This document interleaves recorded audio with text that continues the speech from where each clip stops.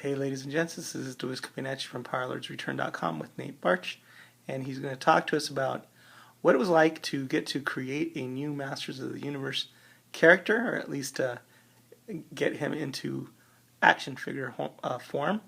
I was lucky enough to be there at Four Horsemen Studios in Butler, New Jersey, when Nate started sketching some of these ideas and working through them with Eric, and it was just magical to watch that happen. So, from your perspective, can you talk a little bit about the process and what it was like to get to create a character, a new character for all intents and purposes? Sure. Yeah, it's always fun. First of all, you're scared to death because, great, I get to create something brand new for a property that I love, and don't screw it up, right? Because if you screw it up, the fans will let you know. And if you know the Masters of the Universe fandom, they're a passionate bunch. I love them, but they are a passionate bunch. So, I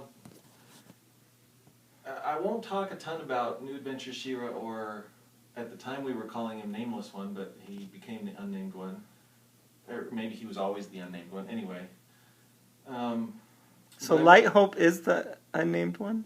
No. I have. Oh, you're talking about the Unnamed One. Okay. The Unnamed One up here in the corner. In fact, that sketch that you were talking about could have been that sketch. So are those two are those two characters that you created? No. New characters? So for both New Adventures She-Ra and for the Unnamed One. Let me zoom in on him. He doesn't need to be that small. He's a smaller character, but yeah. Evil Orko. He's Evil Orko, and then later became Orko.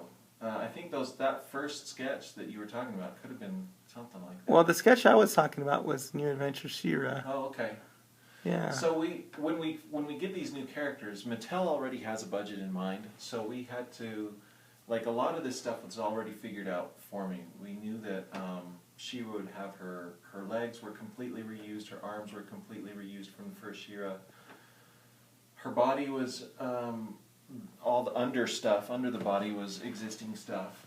We just knew that we had to make new armor, new head, and some new weapons for her. And so we went with that.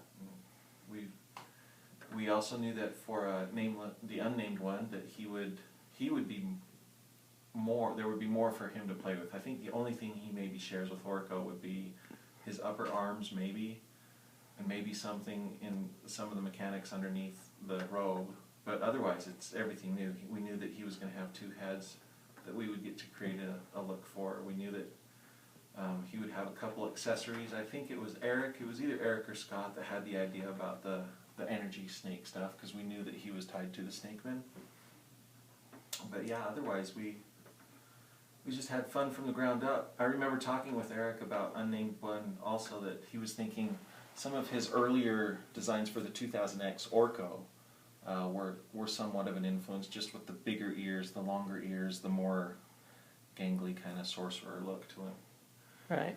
So that's how it happened there. For Light Hope, that was a fun one because I was not in New Jersey at the time, and I got the phone call from Eric, and it was intimidating. It was very intimidating because Light Hope was a beam of light. You know, he was. There was no form to him, so we were creating something completely from scratch. The only thing that we did have from Mattel was the He-Man buck, the main body needed to be there, just the simple, plain, clean He-Man body with the New Adventure He-Man boots, and that was it. So all the armor, the weapon, and the headdress was all us, and we were also allowed to do some new forearms. So yeah, it was amazing. So I definitely looked to the cartoons. I looked to the room that Light Hope would appear in. His chest emblem is very much pulled from the old Filmation cartoon, where the decorations on the floor where he comes up out of the floor are there, kind of present, at least symbolically. And then I knew that Crystal Castle, especially the Filmation version of the Crystal Castle, it's such a striking shape. There was no reason why not to play with that, even up here. And then also, as you look up to the top of his head, there's kind of a hint at the power sword or the sword of protection, just the hilt and the shape. I wanted to carry through with the falcon, just to tie him, Light Hope, to Castle Grayskull and Eternia also, because I felt like that they're all playing on the same team. They are all invested in the same purpose, I think, so that was important. And then it was just amazing. I sent that off. Everybody loved it. It was very well received, I have to say. Yeah. For a new figure. So that was exciting. It was a lot of fun. The Horsemen made some changes to the color palette, which I'm completely happy with. I love how the final figure turned out. And yeah, it was really exciting. It was amazing to see the sculpt, because I got to see the sculpt. It was sculpted by Bill Mancuso.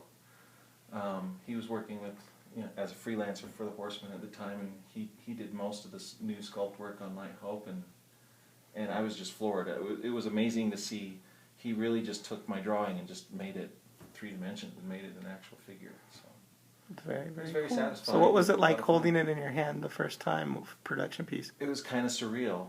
I mean, we had received already the Unnamed one and the New Adventures She-Ra, so I want to say some of the newness was there, but it wasn't. It was all brand new again for Light Hope too. But just that feeling of, wow, here's something that's contributed to a mythos and a story that I love so much, and to think that I had just a little touch into what that figure could become for a little touch. It's a little humble. It's just a little something.